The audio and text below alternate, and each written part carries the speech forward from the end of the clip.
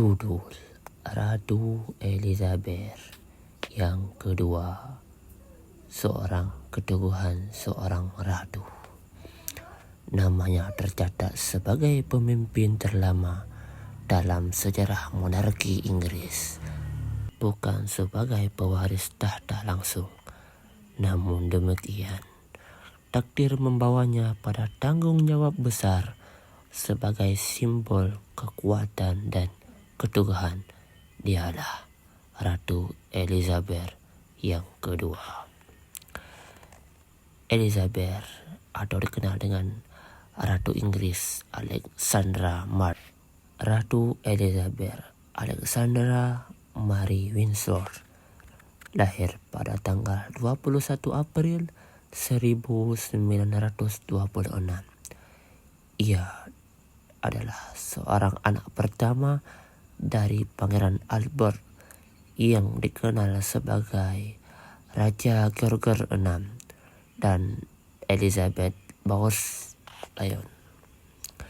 Masa kecilnya sederhana, jauh dari sorotan publik karena ia bukan calon utama penerus tahta, namun sebagai berubah ketika pamannya Raja Edward turun tahta demi cinta dan ayahnya menjadi raja.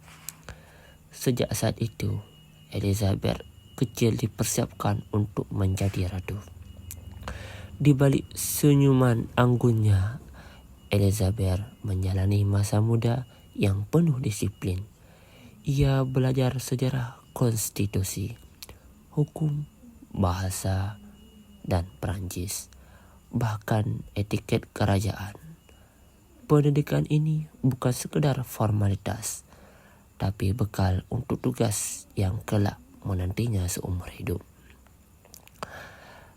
Pada ulang tahun yang ke-21, Elizabeth mengucapkan sumpah terkenal dari Cape Town, Afrika Selatan. Saya menyatakan bahwa seluruh hidup saya, entah itu panjang atau pendek, akan saya abdikan untuk melayani bangsa dan persemakmuran. Sebuah janji yang akan ia tepati dengan konsistensi yang luar biasa. Tahun 1952, sang ayah wafat. Ratu Elizabeth pada usia 25 tahun dinobatkan sebagai Ratu Elizabeth yang kedua. Penobatannya disiarkan langsung melalui televisi yang pertama kali dalam sejarah kerajaan. Dunia menyaksikan lahirnya seorang pemimpin baru. Tugas-tugas kenegaraan langsung diemban. Bertemu Perdana Menteri, menyetujui undang-undang, kunjungan luar negeri, semua dijalani dengan tekun. Selama masa pemerintahannya, ia telah bekerja sama dengan lebih dari 15 Perdana Menteri Inggris, mulai dari Winston Churchill hingga Boris Johnson. Di balik tugas negara, Ratu Elizabeth juga seorang istri dan ibu. Ia menikah dengan Pangeran Philip pada tahun 1947. Pernikahan inilah mereka bertahan lebih kurang dari 70 tahun hingga Philip wafat pada tahun 2021. Namun demikian, kehidupan pribadinya tak lepas dari sorotan dan tantangan. Perceraian anak-anaknya, terutama antara Pangeran Charles dan Putri Diana, menjadi ujian besar bagi monarki. Tetapi sang ratu tak pernah goyah. Apa yang membuatnya bertahan dalam tugasnya selama lebih daripada 70 tahun?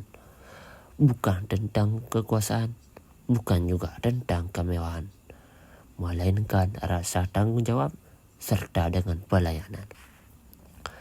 Ratu Elizabeth melihat tahta bukan sebagai kehormatan, melainkan pengabdian.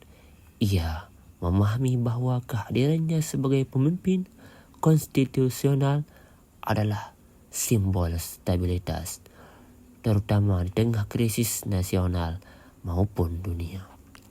Ia menjalani hidup dengan prinsip Kristen yang kuat, komitmen terhadap tugas, dan keyakinan bahwa monarki harus melayani, bukan dilayani.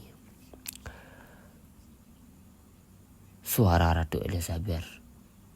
Saya tidak memimpin dengan pedang, namun saya memimpin dengan hati dan semangat dalam batasan konstitusi.